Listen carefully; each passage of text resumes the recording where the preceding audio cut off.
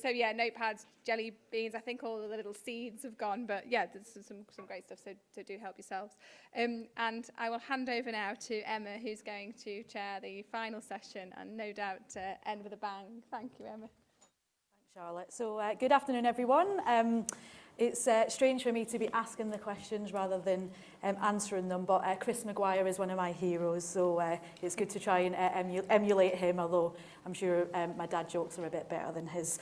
But anyway, so digital health presents a huge opportunity to reshape how we prevent health issues and empower people to take better care of themselves in order to prevent long-term health conditions and illness. So my name is Emma-Louise Fusari, and I'm the founder of In-House Health, a health tech startup here in Manchester. And we are bridging the gap between traditional occupational health services and fluffy wellbeing initiatives, predominantly for digital tech organisations. And despite my accent, I have been in Manchester a long time, and actually I studied at the University of Manchester and done my nurse training there and locally at the MRI. So I've been in the health sector for over 20 years here across Greater Manchester. So it's always great to be involved in these conversations.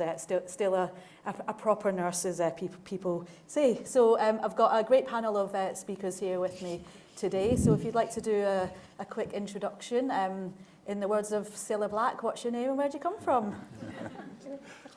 So I'm Lucy Patel. I'm a mum of two and CEO of Lucy Patel Nutrition. So I specialise in women's health. So I do a combination of one-to-one private client programmes on perimenopause, fertility and supporting having healthy periods. And I also do quite a lot of workplace education on cycle awareness and helping women navigate through perimenopause while still smashing it at work. Excellent. Hi, my name's Jon Davies. I work for a behavioural science consultancy called Diskette in Liverpool. We tend to be given really strange and interesting problems to solve by studying humans, because obviously we may think that though we act in predictable ways, but actually we don't. So it's about understanding the gap between what we say and what we do, and particularly within the health context. I'm sure anyone who knows a GP knows that you can tell people to look after themselves and do things that make them feel better. But obviously we know that we're not wired up like that, and we very rarely do the things that we're told to do. And we see this everywhere. I found out the other day statistics that 50% of the people who are prescribed high blood pressure medication just don't take it after a year. You know, an intervention known to prolong your life, people just don't do it. So it's about studying that gap, about the differences of, you know, what we say we do, what we actually do, and other techniques that we can use to actually improve the efficacy of what we're doing. Because obviously you guys spend a lot of time putting interventions in place. What's the point if no one does it? So it's about understanding that little middle bit. Great, good afternoon. My name is Fialho. I'm a biomedical engineer, and currently I'm working as a product lead at Mysense. Mysense is a health tech company working on a health and well-being insights platform. So using a series of IoT sensors that are installed in someone's home together with the app and the web dashboard.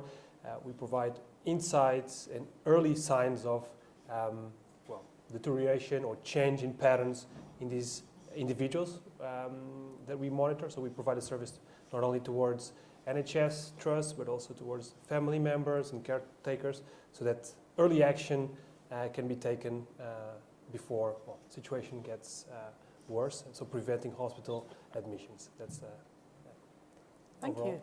Thanks. So, digital wellness is the pursuit of an intentional and healthy relationship with technology, both in the workplace and personally. So my first question is, with that in mind, what benefits can digital health apps bring to the organisations and individuals that adopt them? Who wants to? Jon, do you want to start with that one? Yeah, sure. I mean, I suppose the answer, it depends on what the app is, depends on what the application is. You know, we can't expect one thing to solve every single problem. And again, a lot of it comes down to people don't like apps at the end of the day. You know, they prefer to do other things and interface with healthcare systems in other ways. Unfortunately, as we know, resources are so stretched that we can't do that. So we have to rely on digital delivery mechanisms in order to kind of get some of our interventions and changes over. But at the end of the day, it is just that. It's just a delivery mechanism. You know, the same wisdom that we're delivering digitally is the stuff that people have worked long and hard to dig out through research, measurement, clinical trials, all that kind of good stuff. So it's important to think that it's just a delivery mechanism and it's not the be-all and end-all. However, you know, we do see in a public-facing space plenty of things that do work digitally. I mean, I'm sure everyone's aware of Couch to 5K, you know, and what a change that's made to society. I'm sure everyone knows someone who's done it. And I think that's what's really interesting is the success rate of people who start it and finish it is really, really high. You know, it's amazing when we think about it. And we look at other interventions that often they take a long period of time. You know, the stuff that genuinely seems to work from a digital perspective takes into account that it takes us a long time to change. I think everyone thinks, right, give you an app, you're sorted, see you later, and it just doesn't work like that. So we have to really understand people and how they interface with these technologies, understand that this is just a delivery mechanism, and you know, the same things that work on paper work digitally. It's how to incentivize people to actually use the stuff that we make. And you know, as it turns out, there are plenty of techniques that we can use, and they're mostly stolen shamelessly from the commercial world. You know, we only have to look at things like Peloton and stuff like that, and the, you know, the passion that Peloton people feel about these material things that they bought. You know, they're tied into this wider ideal, this wider social ideal of I'm a Peloton person now. You know, so we can take these ideas because these are fundamental tenets that behavioural science uses to extract pounds and pence out of you. Why don't we use the same techniques that are learned and taught again and again and again in the commercial world and begin to apply them to health interventions? And as luck would have it, that's what Leafyard does, our product, which is about, you know, all this stuff works. How can we actually drag you kicking and screaming through the process of doing it? How can we remove any excuse that you've got for going for a walk this evening instead of sitting in front of a PlayStation all night or whatever? Yeah. So, again, a lot of this stuff is great. How do we make you do it? And again, you know, standing on the shoulders of the giants is often the best way of looking at these things. Look at what works, replicate that. Yeah, no, that's great. Andre, have you got anything to add to that? Yeah, no, so just two notes. So, well, I think there's definitely a place for digital health apps. I think that, especially taking into account the pressure and the situation we currently face in the healthcare sector, shortage of personnel being high on the list, I think definitely digital health has a place supporting. Again, and I'd like to emphasize the word supporting, so not replacing, it's complementing. I think we have seen over the last, well, let's say 3-4 years, the role, well, now with COVID, where we were forced sort of to be inside our homes, and I think digital health really exploded and well, showed its potential. So there's definitely use cases, especially around helping healthcare professionals doing their job more efficiently, reducing the gap in terms of accessibility to healthcare that digital health can support with. Just one on the interface side that Jon was referring to, definitely I think there's room for improvement on the digital health, on the way that people interact with digital health apps. And I would say that it will change significantly in the next 5 years. I think with I don't want to support very much the hype that we're now seeing with this new technology, the ChatGPT's type of, but I think that type of technology has the potential to significantly change the way we interact with digital tools. Instead of having a very sort of basic click notification pop-up kind of interface and interaction, I think digital health we could interact with digital health in a much more friendly and integrated way by leveraging these new technologies like the chat-based solutions. No, that's great, thanks. Lucy? I think that sort of usability and I think understanding where health apps actually sit, and we'll go on to in a minute where they don't. So, I mean, I do use health apps and I use health apps with my client, and I think they do bridge the gap when people might not have the financial means to, say, get specific private support.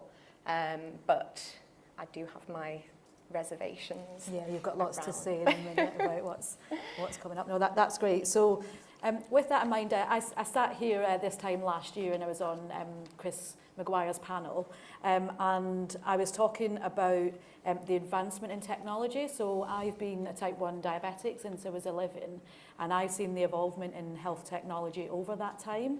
And I now am, I have a continuous glucose monitoring system, I have an insulin pump, and actually I find that I talk a lot about burnout in the workplace, but actually sometimes the technology as a healthcare user is burning me out. That always on alarming, constant reminders really makes me disengage from managing my condition.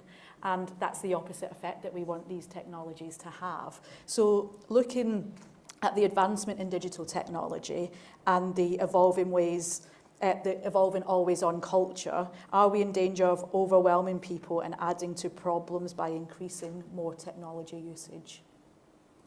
Lucy, go on then. Yeah. So I think there can, like you said, so in terms of from an overwhelm perspective, there is obviously an app for everything. We can track sleep, we can track diet, we can track our cycle now. I personally recommend all women should be cycle tracking. So if you're not, cycle tracking can be really, really insightful. But if in the case where a woman has been tracking her cycle and she started to realise that her periods are irregular, they're overly heavy, she's got raging PMS for 2 weeks of the year, 2 weeks of the month, what is she then supposed to do? The app isn't going to solve that problem. And she then needs to realise that that is the step to then start seeking support, because just seeing that data month on month on month going, that's going to be a shit week, that's going to be a shit week, that's not going to move them forward in any way.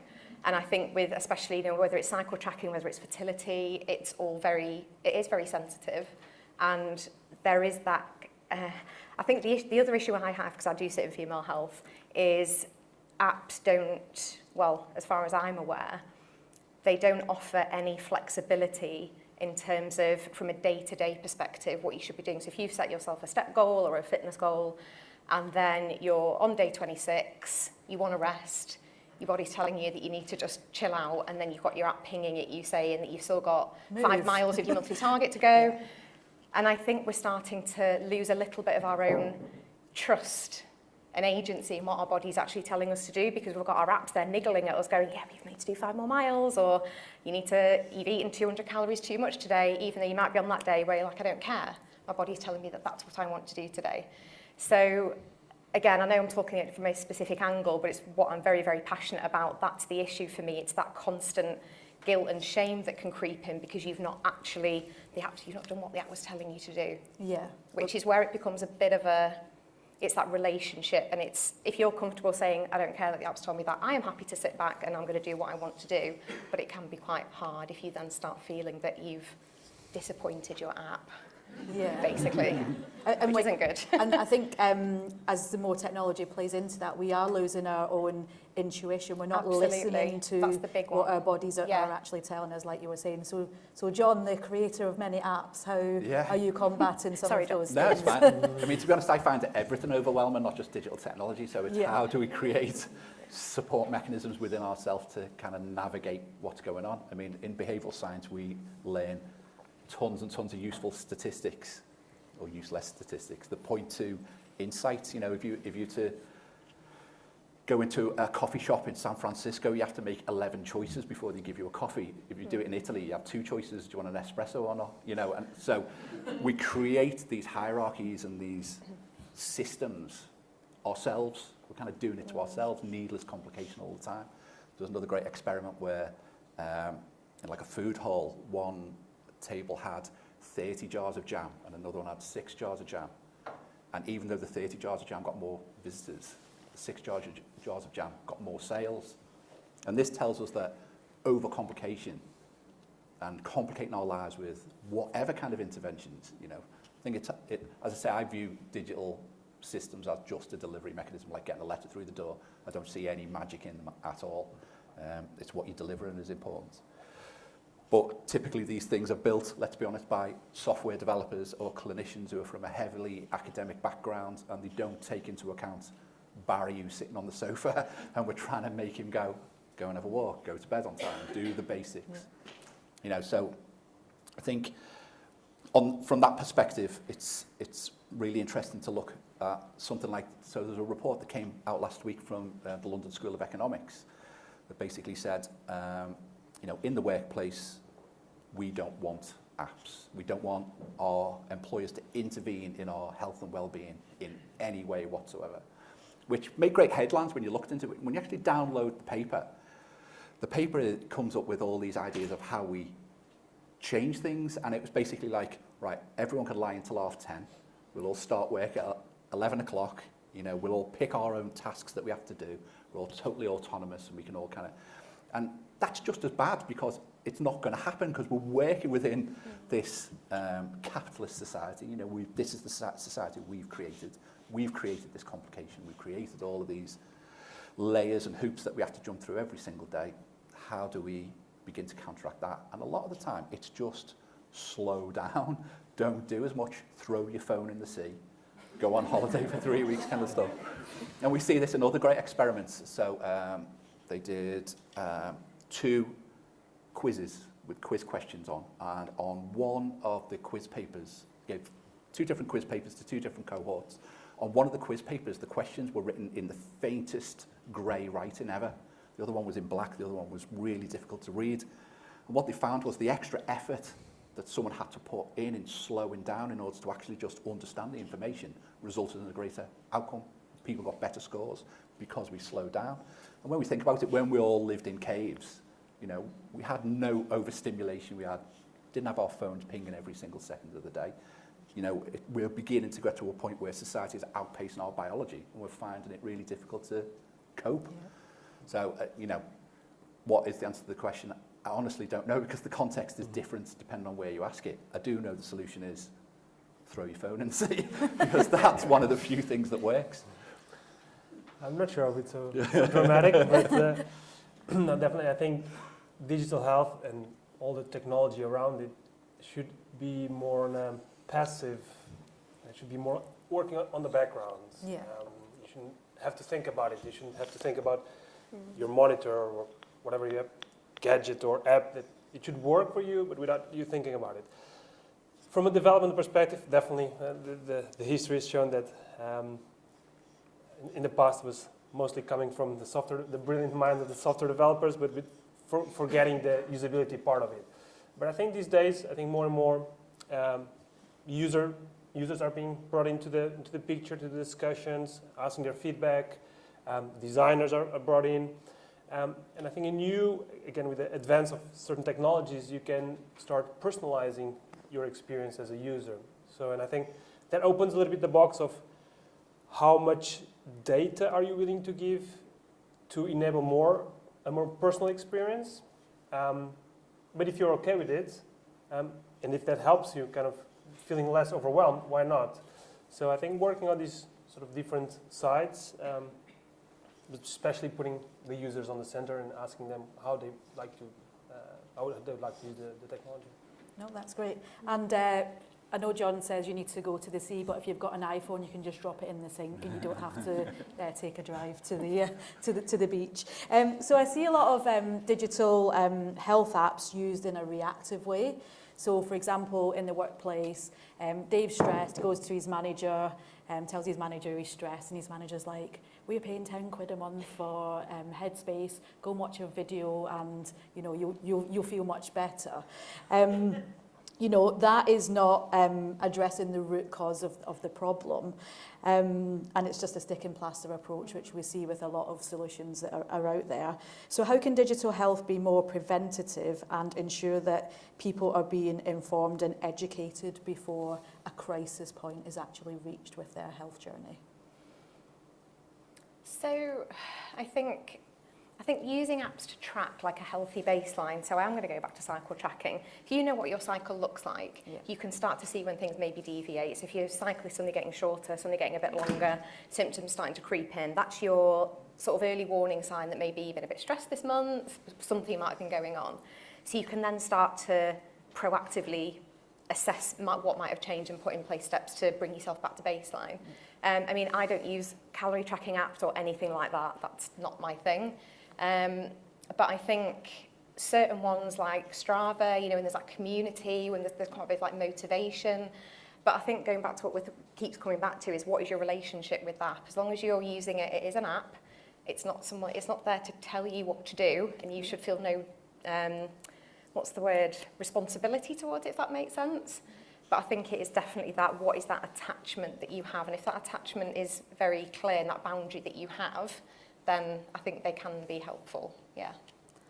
And Andre, what you're doing is kind of around that, identifying those patterns so that you can get ahead of the curve and be preventative. Yeah, exactly. So at Mysense, what we're doing is exactly that. So by having data being collected in a passive way, understanding what are the patterns of these users, and being able to, okay, whenever there's a deviation from that routine, to send a notification to someone, a family member or the caretaker, something is changing. Sleeping less, sleeping more, staying longer in bed, moving less, going to the toilet more frequently. So that, and we've shown that that has huge implications in terms of being able to predict certain negative health outcomes. So yeah, I think definitely working more on the preventative side. On a point you made on the, we need to, and often or sometimes just prescribing a digital health app is not the solution. Just like medication. Medication is not the solution for everything, right? So on the burnout example you gave, it's important to go to the core of the problem, understanding what's causing that burnout situation. And it's not a 5 minutes of meditation that will probably solve the core of the issue, right? So it goes to the earlier point I shared, that digital health should be a complement to the multidisciplinary team working on a certain problem. Yeah. Well, John, have you got anything to add? Yeah, I suppose, you know, when you look at the stuff that does work, it's always about creating a context. So this idea that if someone wanted help, would they know what to do, both like in a physical and a mental health perspective? Because a lot of the time, you know, even basic education of these are the options that you have. Stop drinking a bottle of wine a night. That's not good for you. You know, this kind of storytelling education is really transformative. The problem that we have, particularly within the workplace, is that these are typically launched. So we'll launch the new app, we'll have balloons in reception, and we'll have a yoga class, you know, over Wednesday lunchtime, and then we'll all get back to being miserable every other day of the year, you know. So we have the big launch. You know, I'm sure we've all been there a million times before. The idea is, how do we maintain that ongoing context so that 3 months after the launch, if my missus leaves me, my dog runs away, would I know what to do? Would I know where to turn? Because I think a lot of the time, we have an expectation on people, like if you've got an EAP, oh yeah, you know, just ring the phone line on the EAP. People don't understand how much of a pivotal step that is for an individual to work up the guts to ring that number, and to say, like, go and see your GP about something is like an enormous step that people just don't take. You know, 9 times out of 10, they just don't take it. So how do we bridge this gap? You know, I think Deloitte call it the presenteeism gap. Yeah. The people who are rocking up to work every day on 2 hours sleep, you know, feeling terrible. How do we address that audience? And that can only be through context, which is a continuing understanding that if you need help, whether it's within the workplace or whatever, that there's something that you can do. So these are always education jobs at the end of the day. Yeah.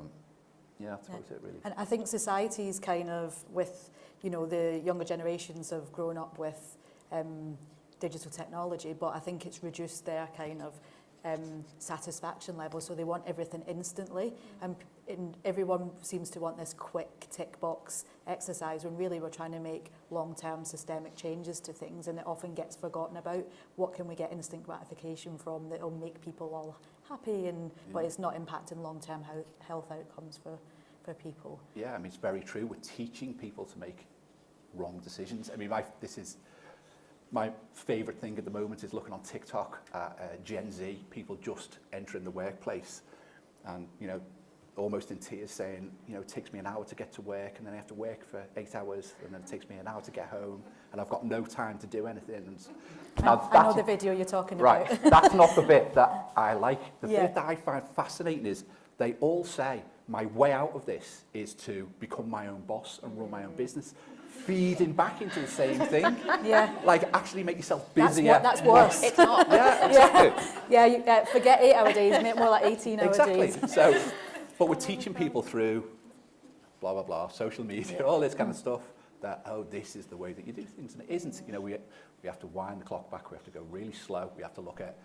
ancient religions, you know, where you're taught that life is about struggle and suffering, and the way out of it, the way out of it is enlightenment and being able to deal with the problems that are thrown our way, you know. It's all part of building resilience and Absolutely. learning to navigate life in other areas as well. So I've had my warning from Sam. So I just wanted to get this bit in because I think it's actually quite important. So a recent ORCA study found that 6 to 8% of people agree that digital health apps should be used within the NHS. And out of those surveyed, just over half were using actual digital health apps, which is great. However, 0%, so nobody that has downloaded a digital health app in that survey has actually checked an app's clinical credentials prior to using it. Now, it seems like post-COVID, every man and his dog is a wellbeing guru now, and it's quite easy to build an app. There's lots of no-code platforms, etc., that you can do that. So just a quick answer on how can digital health be more preventative and ensure that people are being... Oh, no, that's the wrong question, sorry. Basically, what can we do to make sure that there is more kind of regulation within the wellbeing sector? Because it's a bit of a free-for-all at the minute.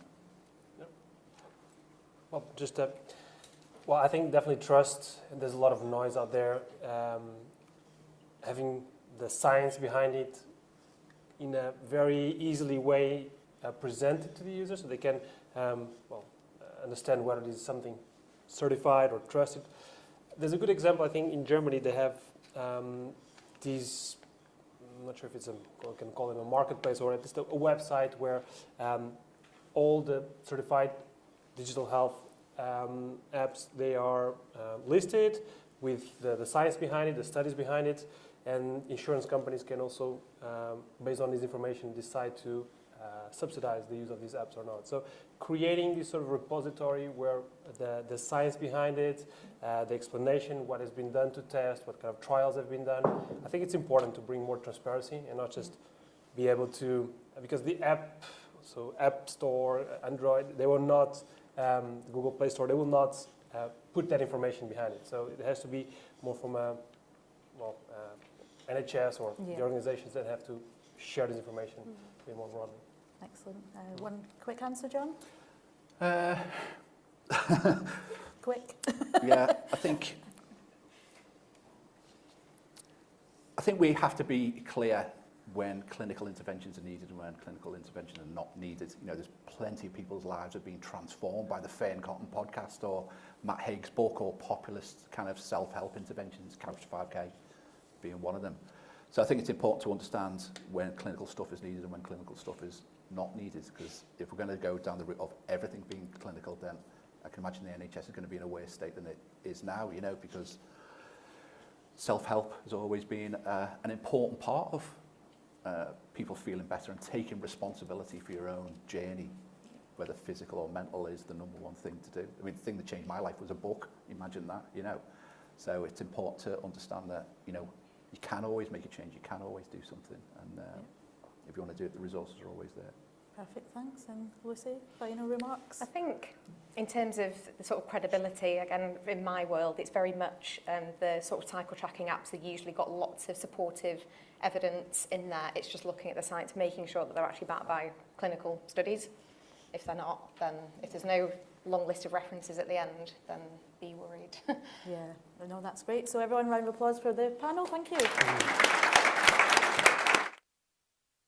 Thank you, Emma and panel. Thank you. It's all right, you can stay for one second.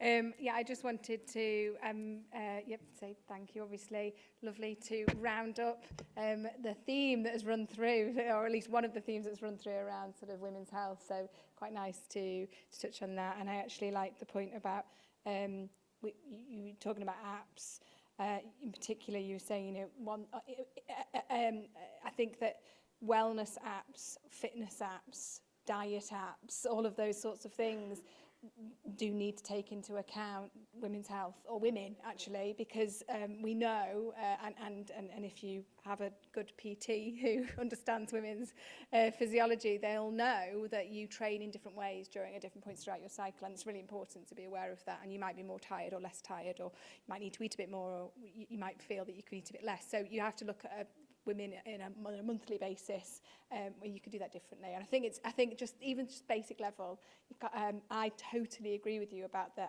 app notification guilt, and I've had to delete a few because your life becomes run by I haven't done that, I've not closed the rings, I've not, and it's daft, but it's true. So, and I'm a reasonably intelligent person, and I'm sucked in by it, so I imagine a lot of people are. So thank you very much for touching on that and for rounding off the day. That concludes the sessions. I think Sam's just going to come and say a thank you, and then you're all able to go home. So thank you very much.